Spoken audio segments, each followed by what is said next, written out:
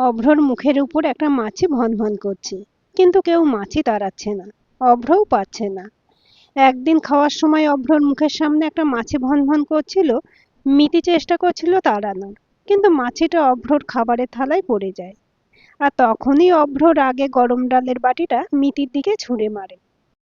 মেয়েটা বলে ওঠে, কিন্তু অভ্র সেদিকে ভ্রুক্ষেপ ছিল না। কিন্তু আজ কিভাবে মাছি সহ্য করছে? আজ অবশ্য সে পারবেও না, কারণ সে মৃত। সায়ন একবার অভ্রর দিকে তাকিয়ে চোখ নামিয়ে নেয়।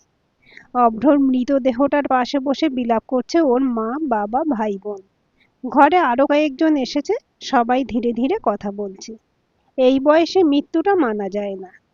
একা একা থাকতো, কি থেকে যে কি হয়ে গেল। কিছুক্ষণ পর মেহাকে কোলে নিয়ে ঘরে ঢোকে রিয়া। মেহার বয়স প্রায় ১.৫ বছর। এখানে আসা সব মুখই ওর অচেনা। মেহাকে দেখে অভ্রর মায়ের কান্নার আওয়াজ আরো বেড়ে গেল। কিন্তু সেদিকে মেহার নজর নেই। সে মিমিকে শক্ত করে আঁকড়ে ধরেছে। সায়ন একটু দূরে মাথা নিচু করে বসে আছে। মিতির কথা ওর খুব মনে পড়ছে। সব কথা ওর কানে যাচ্ছে। ওকে দেখলেই বোঝা যাচ্ছে খুব মুষড়ে পড়েছে। অভ্র সায়নের একমাত্র বোন, মিতির স্বামী। আর মেহা মিতির একমাত্র সন্তান। মেহার যখন ১১ মাস বয়স, তখন এমনই এক সকালে মিতি পাড়ি জমিয়েছিল না ফেরার দেশে। এবার অভ্রও চলে গেল। মেয়েটা আজ সত্যি আক্ষরিক অর্থে অনাথ হয়ে গেল। সময় এখন প্রায় ২টো। অভ্রর অফিসের কয়েকজন এসেছে। কেউ কেউ কান্না করছে। তবে শায়লা নামের মেয়েটা একটু বেশি কান্না করছে। সে অভ্রর বিয়ে। অফিস থেকেই পুলিশে খবর দেওয়া হয়েছে, কারণ কেউ হয়তো ভাবছে মৃত্যুটা স্বাভাবিক না। পুলিশ ইন্সপেক্টর উদয় আরো একজন অফিসারকে নিয়ে এসেছে ঘটনার তদন্ত করতে। অভ্রর মৃতদেহ ভালোভাবে দেখে একবার সারা ঘরে সবাইকে দেখলো। কিছুক্ষণ পর বসার ঘরে জিজ্ঞাসাবাদ শুরু করলো। প্রথমে ডাকা হয়েছে এই বাড়ির বুয়াকে। রাহেলা এই বাড়িতে প্রায় ২ বছর কাজ করে। মিতি চলে যাওয়ার পরও ও কাজ ছাড়েনি। সকাল ৭টায় ও আসে। তারপর ঘর পরিষ্কার করে, অভ্রর জন্য সকালের খাবার করে দিয়ে চলে যায়। আজকে অভ্র নিথর দেহটা বাথরুমে বুয়াই প্রথম দেখতে পায়। তাই তার ডাক পড়েছে সবার আগে। বুয়া পুলিশ দেখে ভয় পেয়ে যায়, কিন্তু রিয়া ওকে আশ্বস্ত করে, কোনো ভয় নেই, ও যা দেখেছে সব যেন সত্যি বলে। বুয়া বলতে শুরু করে, আমি প্রতিদিনের মতোই ৭টায় আসি। ভাবি মারা যাওয়ার পর স্যার বাড়ির একটা চাবি আমাকে দিয়ে রেখেছে, তাই আসার জন্য কোনো কলিং বেল দিতে হয় না। আর এই সময় স্যার বাথরুমে থাকে। ফ্রেশ হয়ে এসে সকালের খাবার খেয়ে ৯টার মধ্যে অফিসের জন্য বেরিয়ে যান। আজকে আসার পর দেখি বাথরুমের দরজাটা বন্ধ, কিন্তু কোনো শব্দ নেই। আমি ওই ঘরেই ছিলাম, তবু কোনো আওয়াজ পাচ্ছিলাম না। একটু ভয় ভয় লাগছিল। তাই বাইরে থেকে ২বার ডাকলাম, স্যার, স্যার, কিন্তু কোনো উত্তর নেই। তখন দরজাটা একটু জোরে ধাক্কা দিই, তাও কোনো শব্দ নেই। তারপর আমি তাড়াতাড়ি নিচে গিয়ে দারোয়ান আলীকে নিয়ে আসি। তারপর দুজনে ধাক্কাধাক্কি করে দরজা ভেঙে দেখি স্যার নিচে পড়ে আছেন। আলী আর আমি টেনে দুজনে ধরে স্যারকে শোয়ার ঘরে নিয়ে যাই। বলে হু হু করে কেঁদে দেয় রাহেলা। এবার আলীর পালা। আলী বলে, বুয়া সব সত্যি বলছে। অভ্রকে বিছানায় রেখে সে ৪তলা থেকে ডাক্তার শিহাবকে ডেকে নিয়ে আসে। ডাক্তার সাহেব এসে দেখে অভ্রকে মৃত ঘোষণা করেন। ডাক্তার শিহাব নিজের ফ্ল্যাটে ছিল। ইন্সপেক্টর উদয় সেখানে গিয়েই তার সাথে কথা বলে। পুলিশ দেখে ডাক্তার একটু হকচকিয়ে যায়। তারপর স্বাভাবিকভাবেই সব প্রশ্নের উত্তর দেয়। শিহাব বলে, আলীর সঙ্গে আমি ৬তলায় অভ্র সাহেবের ফ্ল্যাটে যাই। ওনার সম্ভবত স্ট্রোক হয়েছে বা হার্ট অ্যাটাক। বাথরুমে পড়ে গিয়ে আঘাতের কোনো চিহ্ন নেই। সকালে ঘুম থেকে উঠে বাথরুমে এমন দুর্ঘটনা নতুন না, অনেক ক্ষেত্রেই দেখেছি। আর তাছাড়া উনি একা থাকতেন, প্রেশার বেশি থাকতে পারে, হয়তো মাথা ঘুরে পড়ে গেছেন। আর সাথে সাথেই মৃত্যু। এবার হার্ট অ্যাটাকও হতে পারে। যেহেতু আমি ওনার কোনো মেডিকেল হিস্ট্রি জানি না, তাই কনফার্ম কিছু বলতে পারছি না। অনেকে অবশ্য হার্টের সমস্যাকে তেমন গুরুত্ব দেয় না, এর ফলে মারাত্মক দুর্ঘটনা ঘটে যায়। আমি অবশ্য বাথরুম দেখেছিলাম, একদম শুকনো ছিল। আপনার কি মনে হয়েছে এটা মার্ডার?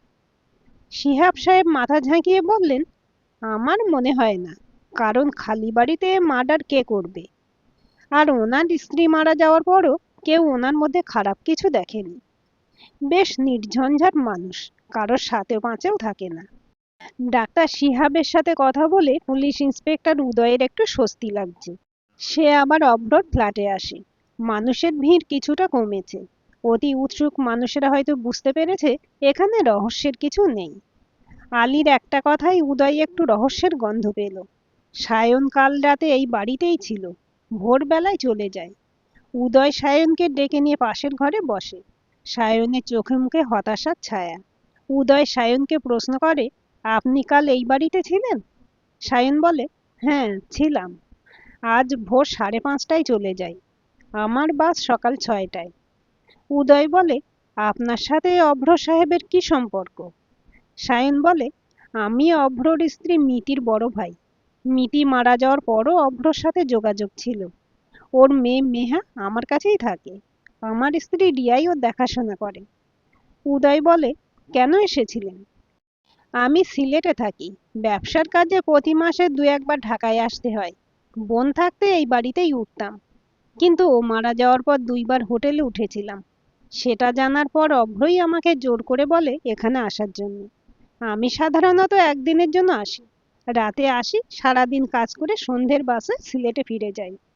কখনো আবার রাতে থেকে ভোরে যাই। কাল কি অভ্র সাহেবের শরীরটা খারাপ ছিল? না, ও খুব স্বাভাবিক ছিল। আমি ভোরে বেরিয়ে যাই, তখনও ঘুমিয়েছিল। কাল যা যা হয়েছে সব ডিটেলসে বলুন। সায়ন খুব স্বাভাবিকভাবে বলা শুরু করে। আমি সকাল 11টায় ঢাকায় পৌঁছাই। আমার সিলেটে একটা জামা কাপড়ের দোকান আছে। প্রথমে যাই মিরপুর জামদানি পল্লীর এক শাড়ির কারখানায়। সেখান থেকে বেশ কিছু শাড়ি কিনি। তারপর আসি নিউ মার্কেটে। সেখান থেকেও পাইকারি কিছু ড্রেস নিই। এসব করতে করতে প্রায় 6টা। একটু হালকা খাবার খেয়ে দোকানের এক কর্মচারীকে সাথে নিয়ে সব জামা কাপড় নিয়ে যাই কুরিয়ারে। সেখান থেকে বেরোতে বেরোতে প্রায় 9টা। এই বাড়িতে এসেছি যখন প্রায় রাত 10টা বাজে। অভ্র নিজে দরজা খুলে দেয়। অল্প কিছুক্ষণ কথা বলে আমি ফ্রেশ হয়ে এসে দুজনে একসাথে খাবার খাই।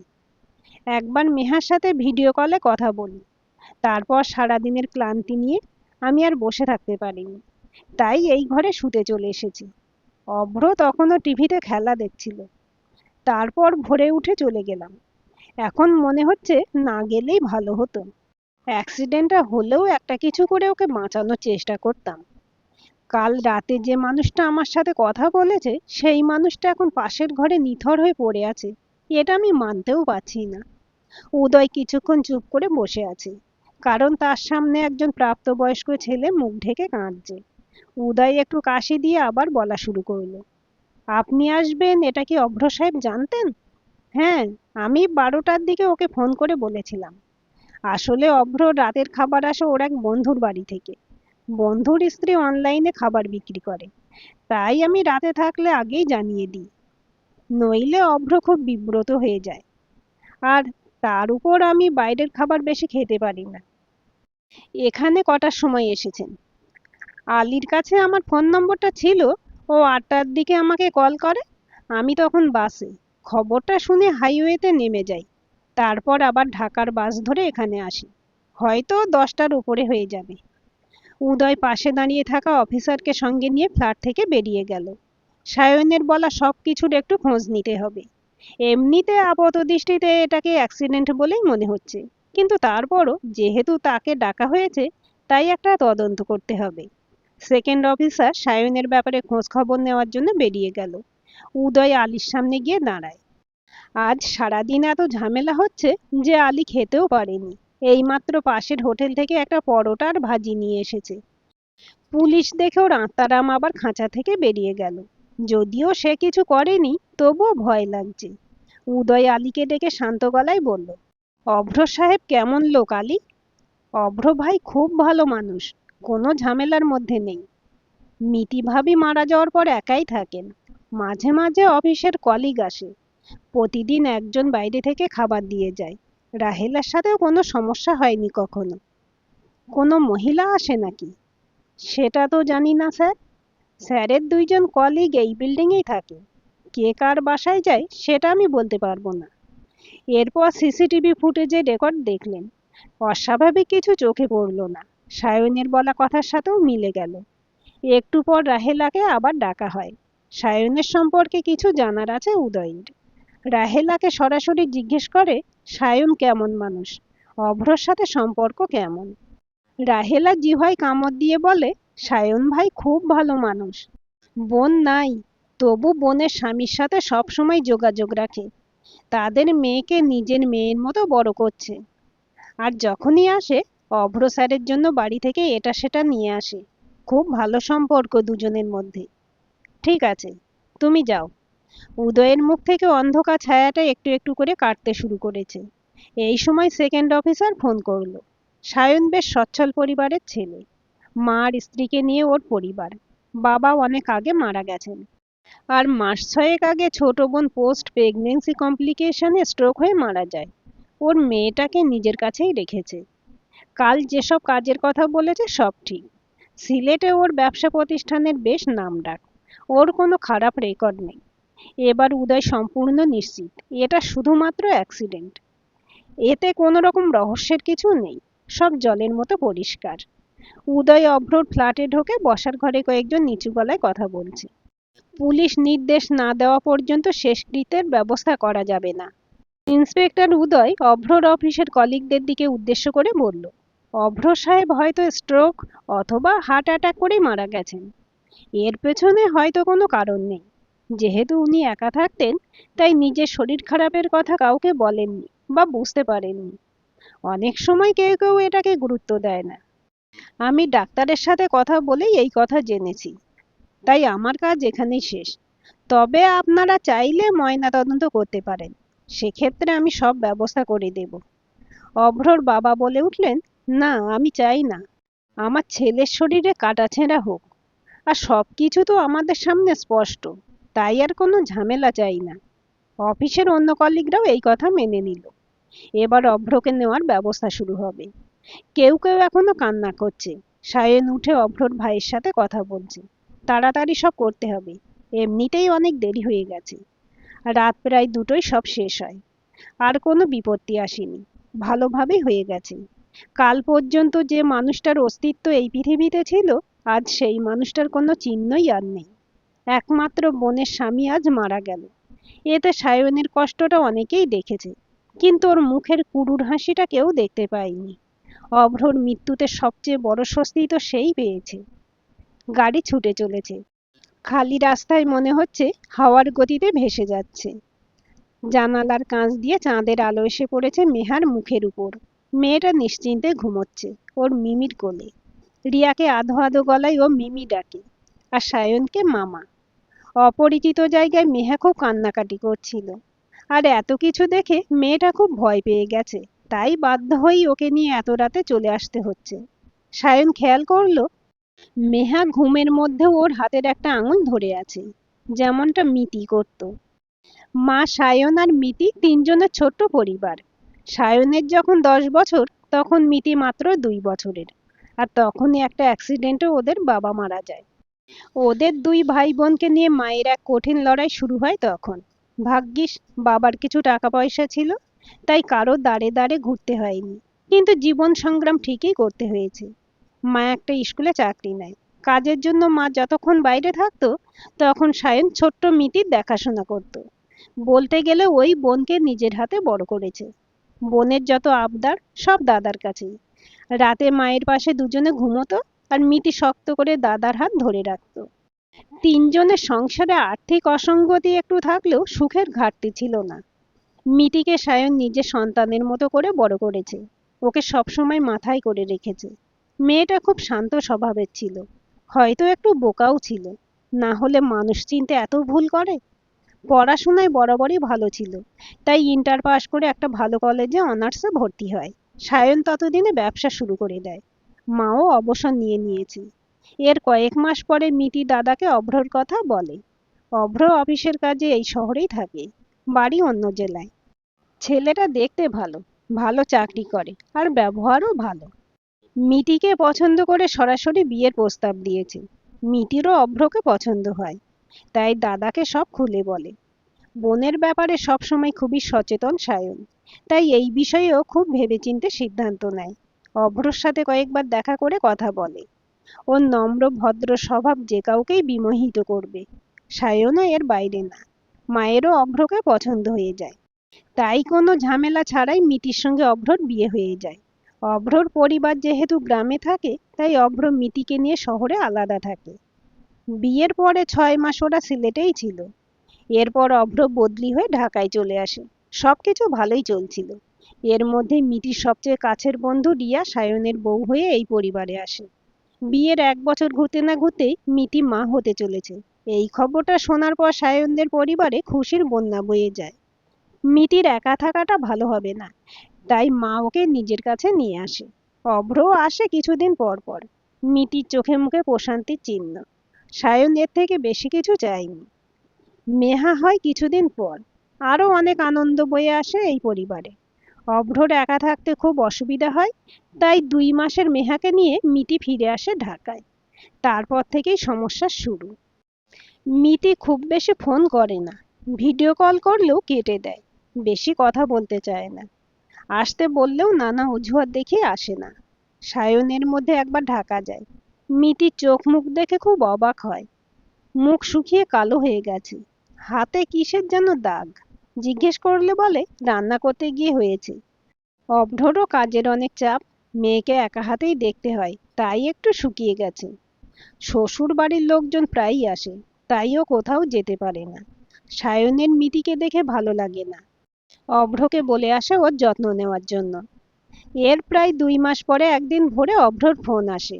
মিতিকে হাসপাতালে নেওয়া হয়েছে, ওর অবস্থা ভালো না। মিতির হার্ট অ্যাটাক করেছে। ডাক্তার বলেছে প্রেগন্যান্সির পরবর্তী জটিলতার কারণে ওর হার্ট অ্যাটাক হয়েছে। একদিন আইসিইউতে থাকার পর মিতি চলে যায় না ফেরার দেশে। সায়নের একমাত্র বোনটা আর নেই। এটা ভেবেই পাগলের মতো কান্না করে।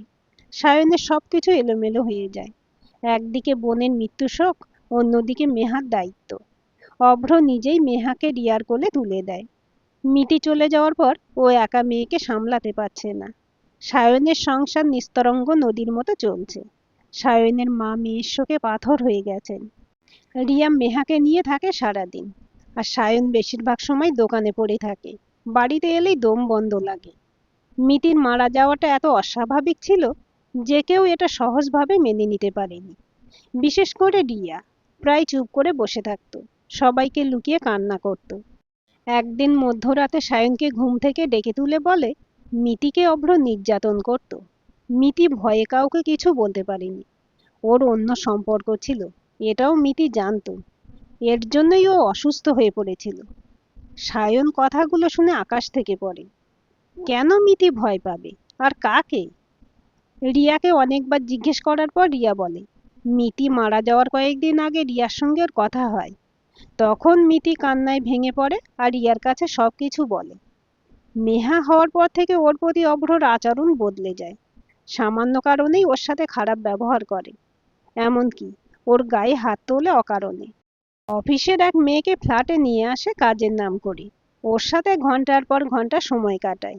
মিতি কিছু বললে ওকে অকথ্য ভাষায় গালাগালি করে সেই মেয়ের সামনে। মিতি এখানে আসতে চাইলেও ওকে আসতে দেয় না। অভ্রই ওর মৃত্যুর জন্য দায়ী। তুমি ওকে শাস্তি দাও, বলে রিয়া অঝরে কাঁদতে থাকে। সায়ন চুপ করে বসে থাকে। শুধুমাত্র স্ত্রীর কথায় ও কিছু করতে পারে না, কিন্তু ওকে অবিশ্বাসও করতে পারে না। মিতি রিয়ার সঙ্গে অনেক ফ্রি ছিল। ওর সাথেই মন খুলে কথা বলতো। অভ্র সত্যিটা জানার জন্য ঢাকায় যাওয়া দরকার। মিতি মারা যাওয়ার প্রায় 2 মাস পর একদিন সায়ন ফোন করে অভ্রকে। অভ্র অফিসে ছিল। সায়ন বলে মিতির আর তার একটা জয়েন্ট অ্যাকাউন্ট আছে। তার কাগজপত্রগুলো মিতির কাছে থাকতো। একটা কাজে সেগুলো প্রয়োজন, তাই সায়ন সেগুলো নিতে চায়। অভ্র কিছুক্ষণ ভেবে বলে কোনো অসুবিধা নেই, তুমি চলে এসো আজ সন্ধ্যায়। সায়ন সময় মতো পৌঁছে যায়। মিতি চলে যাওয়ার পরও সায়নের ঘর বাড়ি একদম পরিপাটি আছে। মেয়েদের হাতে ছোঁয়া স্পষ্ট। সায়নকে নিয়ে অভ্র শোয়ার ঘরে আসে। সব কাগজপত্র ওর আলমারিতেই আছে। আলমারি খুলে দিয়ে অভ্র টুকটাক কথা বলে দুজনের জন্য চা করতে রান্নাঘরে চলে যায়। সায়ন আলমারির দরজা ধরে চুপচাপ দাঁড়িয়ে থাকে। আলমারি থেকে মিতির গায়ে গন্ধ আসছে। তারপরও খুঁজতে থাকে কিছু আছে কিনা। একটা ছোট্ট ডায়েরি। গোটা গোটা হাতে লেখা মিতি। সায়ন পাতা ওল্টায়, কয়েকটা পাতায় মিতির হাতের লেখা। সায়ন ব্যাংকের কাগজের সাথে সাথে সেই ডায়েরিটাও নিজের ব্যাগে ভরে নেয়। এমন সময় কলিং বেল বেজে ওঠে। সায়ন আড়াল থেকে দরজার দিকে তাকায়। একটা মেয়ে এমনভাবে ঘরে ঢোকে যেন এটা তার নিজের বাড়ি।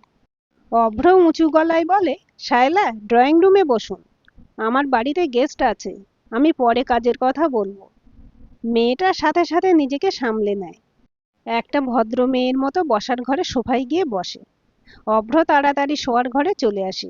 একটু বেশি উদ্গলিত হয়ে বলে, অফিসে অনেক কাজের চাপ যাচ্ছে, একা শেষ করাই যায় না, তাই একজন কলিগ বাড়িতে এসেছে। সায়ন মুচকি হেসে বলে, বুঝেছি, কিন্তু সবকিছুই ওর নজরে পড়েছে। এই যেমন আয়নার উপর কয়েকটা টিপ, চিরুনিতে সদ্য আটকে থাকা কিছু লম্বা চুল। সায়ন সেদিনই সব বুঝে যায় কেন তার আদরের মিতির হাট এত তাড়াতাড়ি ক্লান্ত হয়ে পড়েছিল। মিতির ডায়েরিটা ওর উপর হওয়া নির্যাতনের প্রমাণ। অভ্র ওর হাতে গরম ডালের বাটি ফেলে দেয়, কারণ সামনে মাছি উঠছিল। অভ্র ওকে ধাক্কা দিয়ে ঘর থেকে বের করে দেয়, কারণ নেহা কান্নাকাটি করছে, এতে তার ঘুমের ব্যাঘাত ঘটে। শায়লাকে নিয়ে শোয়ার ঘরে দরজা বন্ধ করে রাখায় মিতি রাগারাগি করে, ফলস্বরূপ ওর গায়ে হাত তোলে। মিতি কতটা সহ্য করেছে এই কয় মাসে, সেটা সায়ন ধারণা করতে পারছে। যে বোনকে সারা জীবন এত আদর করে আগলে রেখে বড় করলো, তার জীবনের এই পরিণতি সে কিছুতেই মানতে পারছে না। শুধুমাত্র মা আর দাদা কষ্ট পাবে বলে সবকিছু লুকিয়ে গেছে। ডায়েরির এক পাতায় লেখা, অভ্রর এই মানসিক আর শারীরিক নির্যাতন আমি আর সহ্য করতে পারছি না। আমি দিন দিন অসুস্থ হয়ে পড়ছি। আমি আর থাকবো না, দাদার কাছে চলে যাব। তারপর সব ফাঁকা। সায়নের মনে পড়ল ভিডিও কলে দেখেছে ও চোখ ফোলা। প্রশ্ন করলে বলেছে এইমাত্র ঘুম থেকে উঠেছে। গলা ভাঙা শোনা গেলে বলেছে ঠান্ডা লেগেছে। সায়নের নিজের উপরে রাগ হচ্ছে, কেন সে মিতিকে নিজের কাছে নিয়ে আসেনি। এরপর থেকে সায়ন পরিকল্পনা করে, পুলিশকে জানালে কিছুই হবে না, কারণ মিতি তো আর এই পৃথিবীতেই নেই। অভ্রর মতো খুনিকে শাস্তি দিতেই হবে। অভ্রর অ্যাকাউন্টে একদিন 50,000 টাকা পাঠায়, বলে এটা মিতির অ্যাকাউন্টে ছিল, ও যখন নেই সেটা তোমারই প্রাপ্য। এরপর সায়নের ঢাকা যাওয়া বেড়ে যায়। দুবার হোটেলে উঠলে অভ্রকে ফোন করে জানায়। অভ্র ভদ্রতার খাতিরে ওকে বাড়িতে আসতে বলে। সায়ন সেই সুযোগ হাতছাড়া করে না। অভ্রকে শেষ করার একটা সুযোগের আশায় মাসে 2বারও ঢাকায় আসে। যে কাজ সিলেটে থেকেই করা যায় সেই কাজের অজুহাতেও অভ্রর বাড়ি আসে, ওর সাথে সম্পর্কটা আরো ভালো রাখে। সুযোগটা অবশ্য কিছুদিনের মধ্যেই চলে আসে। অভ্র প্রতিদিন ভোর 6:30টায় অ্যালার্ম শুনে ঘুম থেকে ওঠে। ওর মাথার কাছেই এক বোতল জল রাখা থাকে। খালি পেটে এই জল খেয়ে বাথরুমে যায়, এটা ওর প্রতিদিনের অভ্যাস। খালি বোতলটা প্রতিদিন বুয়া ভরে রেখে যায়। কয়েকবার এসে সায়ন সব ছক কষে যায়। গন্ধহীন বর্ণহীন বিশেষ সন্ধান পেতে সায়নের অবশ্য খুব বেশি কষ্ট করতে হয়নি। ওর এক বন্ধু ফার্মাসিউটিক্যাল কোম্পানিতে আছে, প্রায় আড্ডা দিতে যায় ওর দোকানে। সায়ন গল্পের ছলে ওকে বলে, দোকানে খুব ইঁদুরের উৎপাত হয়েছে, কিন্তু ওষুধ দিতে পারি না, গন্ধ হয়। আবার দোকানে অনেক বাচ্চা আসে, তাই ইঁদুরের কলও বসাতে পারি না। সায়নের বন্ধু পরদিন একটা শিশিতে একটু তরল পদার্থ এনে দেয়, বলে এটা বিস্কিটের উপর দিয়ে রাখলেই হবে। খুব জোরালো বিষ, অল্পেতেই কাজ হবে, সব ইঁদুর মরে যাবে। তবে খুব সাবধানে ব্যবহার করতে হবে, একটুও যদি মানুষের পেটে যায় এক মুহূর্তেই সব শেষ। আর দেরি নয়। তাই সে এই মাসের প্রথমেই চলে আসে। ইচ্ছে করেই অভ্র ফিরে আসার বেশ কিছুক্ষণ পর সে বাড়িতে আসে। আসার সময় অভ্রর জন্য কিছু শুকনো খাবার নিয়ে আসে। অভ্র রান্নাঘরে খাবার গোছানোর সময় এক ফাঁকে ওর অ্যালার্ম ঘড়িটা ভোর 5টায় সেট করে দেয়, আর নিজে ঘুমোতে যাওয়ার আগে অভ্রর জলের বোতলে সম্পূর্ণ বিষটা ঢেলে দেয়। এরপর শুধু অপেক্ষা। 5টা বাজার কিছুক্ষণ আগে অভ্রর বাথরুমে ঢুকে সাবান জল ফেলে দিয়ে আসে, যেন সে পা পিছলে পড়ে যায়। আর ওর হত্যাটাকে যেন অ্যাক্সিডেন্টই মনে হয়। আর বুয়া যতক্ষণে ওকে দেখবে ততক্ষণে বাথরুম শুকিয়ে যাবে। চুপচাপ ঘুমের অভিনয় করে শুয়ে থাকে সায়ন। ঠিক 5টায় অ্যালার্ম বেজে ওঠে। অভ্র রোজকার অভ্যাস মতোই সেই শব্দে উঠে যায়, আর হাত বাড়িয়ে ঘুম ঘুম চোখে সম্পূর্ণ জলটা খেয়ে নেয়। অভ্র অবশ্য ঘর থেকে বের হয়নি। জল খেয়ে সোজা নিজের ঘর লাগোয়া বাথরুমে ঢুকে যায়। মিনিট 5 পরেই একটা শব্দ, কিছুক্ষণ গো গো আওয়াজ, তারপর সব শান্ত। সায়ন অভ্রর ঘরে ঢুকে খালি বোতলটা রান্নাঘরে নিয়ে এসে ভালোভাবে পরিষ্কার করে, আবার ঠিক জায়গায় রেখে দেয়। তার উপর যেন কেউ কোনো সন্দেহ না করে, তাই নিজের সময় মতো বাড়ি থেকে বেরিয়ে যায়। সবকিছু ওর প্ল্যান মাফিকই হয়েছে। কিন্তু মাঝখানে পুলিশ এসে একটু গন্ডগোল করে ফেলে। যদিও ও সারাদিনের কাজের এক বর্ণ ভুল বলেনি। অন্যান্য সময় কাপড়ের অর্ডার ফোনেই দেয়, কিন্তু কাল নিজে গিয়েই সব করেছে। আর কাজের প্রমাণও রেখেছে, সবকিছু রিসিটও আছে তার কাছে। যদিও সেগুলো কাজে লাগেনি, মুখের কথাতে ইন্সপেক্টর বিশ্বাস করেছেন। হয়তো বিধাতাও চায় অভ্রর মতো নীরব ঘাতকদের শাস্তি হোক। ক্লান্তিতে সায়নের চোখ বন্ধ হয়ে আসে। রাহেলা সারা রাত দু চোখের পাতা এক করতে পারেনি। বিছানায় শুয়ে এপাশ ওপাশ করেছে। সকাল থেকে যা হয়েছে সব চোখের সামনে ভাসছিল।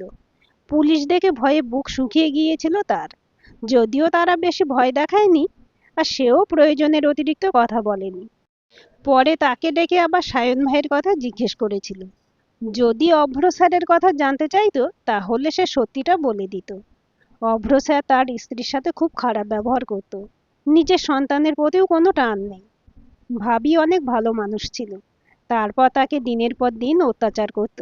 একদিন তো তার সামনেই চড় মারে, ধাক্কা দিয়ে ফেলে দেয়।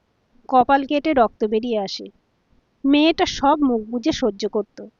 কতদিন আমি বলেছি সব ছেড়ে ছুড়ে চলে যান, কিন্তু সে বলতো যেতে পারবো না। কারণ তার মা আর ভাই খুব আশা নিয়ে তার পছন্দের ছেলের সঙ্গে তার বিয়ে দিয়েছিল। এখন এসব দেখলে খুব কষ্ট পাবে। আহারে, বেচারি কত কষ্ট পেয়ে মারা গেছে। উপরওয়ালার কাছে সবকিছুর বিচার হয়। অভ্র স্যার নিজের পাপের শাস্তি পেয়েছে। কিন্তু রাহেলার কপালে চিন্তার ভাঁজ। আগামীকাল থেকে তাকে আবার একটা কাজ খুঁজতে হবে। একটা নির্ঘুম রাত কাটায় শায়লা। অভ্রর এভাবে চলে যাওয়াটা ওর কাছে বিনা মেঘে বজ্রপাতের মতো। অভ্রর সঙ্গে ওর সম্পর্ক প্রায় 2 বছর। প্রথমে কেউ না জানলেও এখন অনেকেই জানে। মিতিকে অভ্র পছন্দ করতো না, বিশেষ করে বাচ্চা হওয়ার পর তো আরও না। সবসময় অগোছালো হয়ে থাকতো। একটা 24 বছরের মেয়ে দেখলে 30 বছরের মহিলা মনে হতো। সেখানে শায়লা সুন্দরী, স্মার্ট। অভ্র ওকে নিয়ে সময় কাটাতে চাইতো, কিন্তু মিতিকে নিজে থেকে ছাড়তে পারছিল না। কারণ ওর ভাই ঝামেলা করতে পারে। তাই মিতির সামনে ওকে নিয়ে থাকতো। অভ্র চাইতো মিতি যেন নিজে থেকেই ওর জীবন থেকে চলে যায়। এর জন্য যত ধরনের অত্যাচার করা যায় সবই করেছে। মেহার দিকে ভালোভাবে তাকায়নি কখনো। একদিন অভ্রর সাথে শায়লাকে খুবই বিব্রতকর অবস্থায় দেখে ফেলে মিতি। সেদিন ওর ধৈর্যের সব বাঁধ ভেঙে যায়। অভ্রকে সজোরে একটা চড় মারে। ওকে আর শায়লাকে খুব অপমান করে, আর বলে এক্ষুনি আমি মেহাকে নিয়ে চলে যাব। অভ্র নিজের অপমান সহ্য করতে পারে না, তাই মিতিকে মারতে শুরু করে। এক পর্যায়ে মিতি দরজার সাথে বাড়ি খেয়ে পড়ে যায়, আর সাথে সাথে অজ্ঞান হয়ে যায়। মেহা তখন পাশের ঘরে ঘুমাচ্ছিল।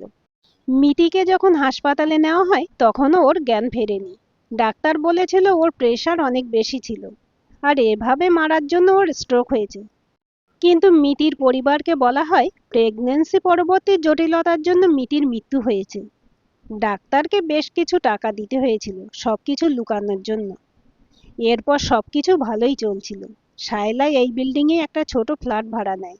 ওর স্বামী সপ্তাহে একদিন আসে।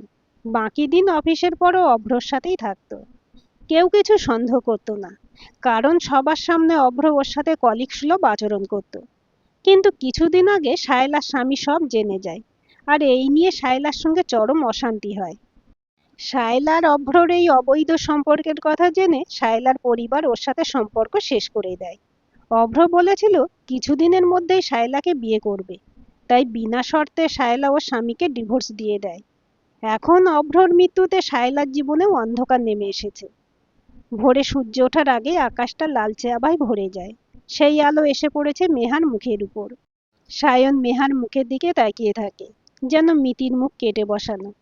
সায়ন গাড়িটা থামাতে বলে। নদীর উপর দিয়ে সূর্য উঠছে, আর তার আলো ছড়িয়ে পড়ছে চারদিকে। এই সময়টার নাম ব্রাহ্ম মুহূর্ত। সায়ন ব্রিজের একপাশে এসে দাঁড়ায়। রিয়া আস্তে করে এসে সায়নের হাতটা ধরে। দুজনের চোখে জল, কিন্তু মনে প্রশান্তি। এই সময় সাক্ষী হয় দুজনের এক বুক দীর্ঘশ্বাস। এতক্ষণ আপনারা শুনলেন প্রমা মজুমদারের লেখা গল্প প্রতিশোধ। আজকের গল্পটি কেমন লাগলো জানাতে ভুলবেন না। ভালো লাগলে লাইক শেয়ার এবং সাবস্ক্রাইব করবেন।